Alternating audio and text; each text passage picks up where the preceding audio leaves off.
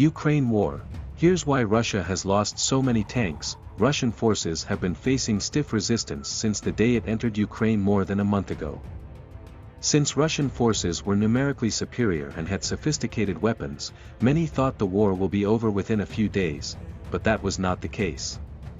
The resistance against Russians kept getting stiffer as they marched towards capital Kiev, which caused them to lose a lot of weapons and armory, among them are tanks, which Russians have lost in a large number. How many Russian tanks have been destroyed? According to information released by Ukrainian armed forces on social media, Russia has lost more than 680 tanks, says the Russian military has lost more than 2,000 armored vehicles and 460 tanks, American think tank RAND Corporation, along with the International Institute for Strategic Studies, ISS, said in a release that Russia had more than 2,700 tanks before the Ukraine war began. How has Ukraine been able to destroy so many Russian tanks? A major part of the success came due to the weapons provided by the Western countries, including the United States.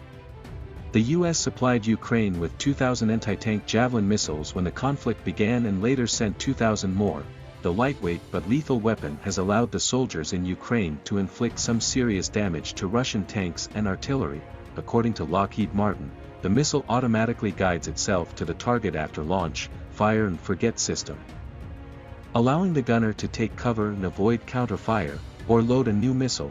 It also has a gentler start, making it difficult for the enemy to see where it was launched from. The javelins explode at the top of the tank, where the armor is believed to be the weakest. Apart from the US, the United Kingdom has sent MAWS and Starstreak missiles, which has also helped the Ukrainians destroy Russian drones.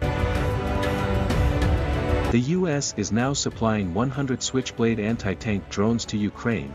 Is this a fault of Russian tactics? Phillips O'Brien, a professor of strategic studies at St. Andrews University, some of those tanks were abandoned because they ran out of fuel. That's a logistical failure.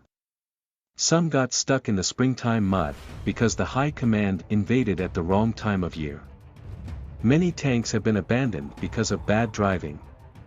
Some have been driven off bridges, others have been driven into ditches so that the tracks have come off. The ability of the troops to use their equipment has been lacking, said Nick Reynolds, who works at think tank Royal United Services Institute, RUSI. Moreover, the Ukrainian government itself has been issuing instructions about how to destroy Russian tanks, which is being used by civilians who are taking part in the war. According to Oryx report, half of the tanks that Russia lost were not destroyed or damaged by the enemy but captured or abandoned.